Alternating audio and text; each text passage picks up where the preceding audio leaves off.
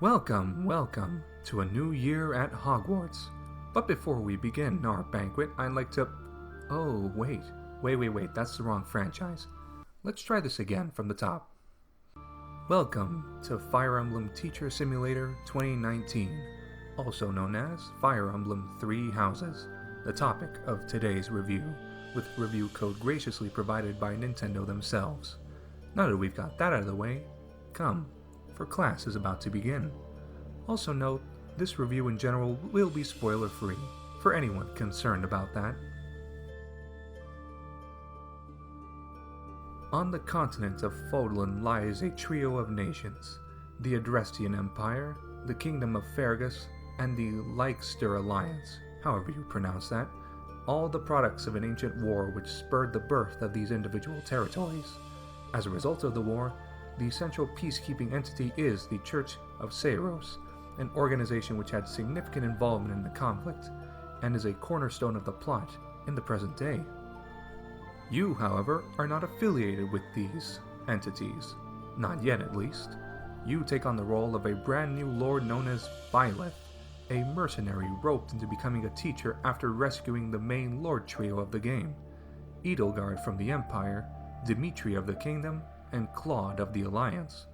From there on, Byleth picks a faction to teach for, and it soon becomes clear that the peace supposedly established is a frail one, as antagonistic figures begin conspiring from the shadows for their own ends, revealing a minefield of secrets that blow up one after the other, and unravel the fragile peace that was previously in the land. The route I picked for my first playthrough was the Black Eagles, just for posterity, and it's what this review will be based on, but I figure it's fairly safe to judge the other paths as having a similar level of quality. On a fundamental level, the plot is strong in terms of engagement, the opposite of which was a frequent criticism of Fates, the previous non-remake Fire Emblem title. Most of the characters are plenty interesting on their own, and there's more than a few points of intrigue that don't immediately tip their hand. Even some of the main plot twists are relatively surprising without feeling like last-minute hat tricks. Mind you, I'm not here to deliver a profound write-up of the story's themes, how they play off each other in different routes, and other aspects because, firstly, I've only played one route out of 3, technically 4, and 2, this is roughly how long it took me to finish it the first time, even while doing the absolute bare minimum. Either way, I find the story to be quite competent. Nothing immediately stands out as being questionably written, and it really makes you think at times, an effect enhanced by the different routes available for you to take, and how you take them. Three Houses is a combination of two things: the usual tactical RPG elements common to the series for one, and a touch of simulation elements. Seeing as the former is the shorter aspect to talk about, let's go for it first. The fundamental tactical RPG aspects have stayed largely the same for the series' Switch debut. Mainline Switch debut, that is. Battles all involve controlling a set number of units on a large map with a particular objective for victory, be it killing a commander unit, routing the enemy entirely, reaching a destination with an allied unit, among others. Units are all divided into different classes, from melee-based sword, lance, and gauntlet users, to range magic and archery users, to mounted cavalry and flyer units, and the odd special units such as dancers. Weaponry has a set number of uses before breaking and needing to be repaired, and magic, whether defensive or offensive, has limited uses that recharge at the end of every battle. All standard fare, and nothing you haven't already seen in more recent Fire Emblem titles. The more significant changes to battle revolve around new additions, as well as retooled old ones. Let's start with the first mechanic brought back from Shadows of Valentia: legitimized save scumming. In Shadows of Valentia, there was a mechanic known as Milla's Turn Wheel. In a nutshell, it allowed you to rewind turns and correct mid-battle mistakes, at no expense apart from limited uses. The turn wheel's most significant downside is that it can't be used to avoid any game over scenarios, forcing you to reset a battle from the beginning if that happens. With that explained, let's move on to Three Houses' version of it: Divine Pulse. Functionally, Divine Pulse works the same way. Pressing ZL brings up the Divine Pulse UI, allowing you to rewind to any moment in any turn at the drop of a hat, and it works on the same stipulation of limited charges.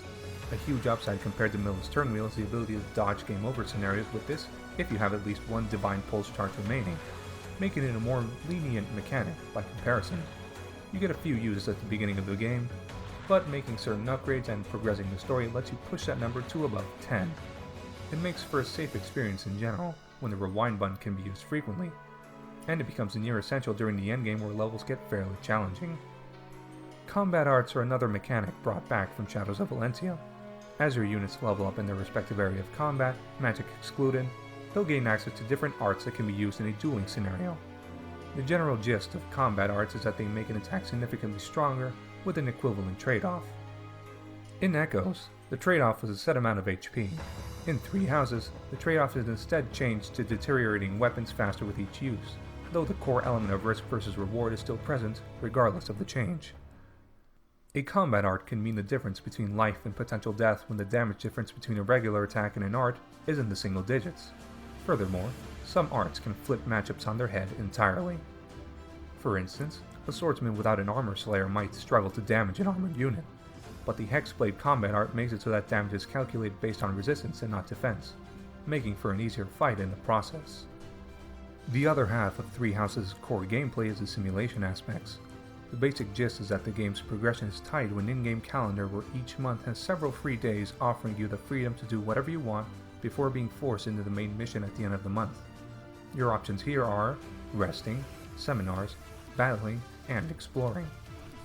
Resting raises motivation of students and recharges your personal weapon, the Creator Sword. We'll talk about the former aspects more in a bit, but it's basically a quick way to spend the free day you get. Seminars are extra class sessions that basically serve as an added batch of experience for weapon skills. Which weapon skills get experience depending on who's presenting the seminar. Likewise, the attendees are determined based on their core weaponry. If a unit needs some quick EXP to go up a rank by the end of the week, then this is the option to choose. The next option is battling. Battles on free days are where you'll find extra missions for certain quests accepted during free roaming, level grinding, material gathering, and the occasional paralog if you've gained access to it. The grinding aspect is more relevant in casual mode since there are battle maps that do not expend battle points, shown at the top of the screen, and can be repeated as needed for experience until one is satisfied. It's also worth noting that paralogs in particular are affected greatly by the calendar system. Unlike previous games where paralogs are always freely accessible regardless of progression, you can actually lose a chance to take a paralog in Three Houses due to story-altering events if you put it off for too long. It's another element to micromanage as the story progresses. Finally, and perhaps the most common option for many, is free roaming. If you engage in exploration, a wealth of activities open up for you to try out, with a wide range of benefits. The assorted quests reward you with materials and gold for your usual needs.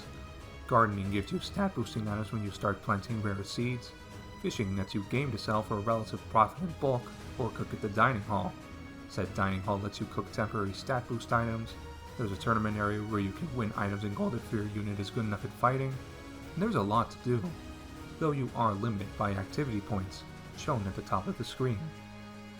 It can all seem overwhelming at first, but you have 3 free days a month to spread out your activities based on individual needs.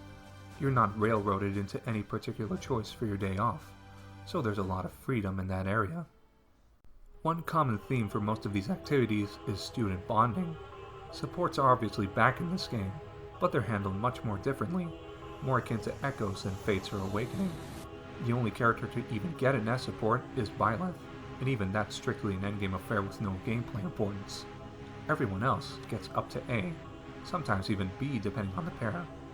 Between you and everyone else, support points are earned by engaging in any of the aforementioned activities that involve another student, be it cooking or dining, fetch quests, faculty training, giving gifts, or returning lost items.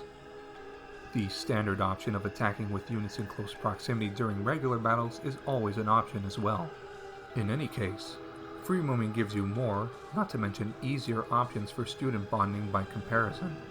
And since there's no S supports for everybody this time, supports between every other unit are relegated to the combat bonuses and specific paired endings when you finish the game.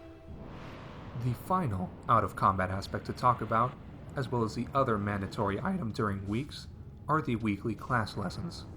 3 times a month, There's a class session where you instruct your units to advance their stats faster. How much you can advance is based on their motivation bar, which you can raise with the activities previously mentioned during student bonding, effectively making bonding with your students an integral way to advance them towards a desired class faster, and is thus something else to pay attention to as part of the overall micromanagement.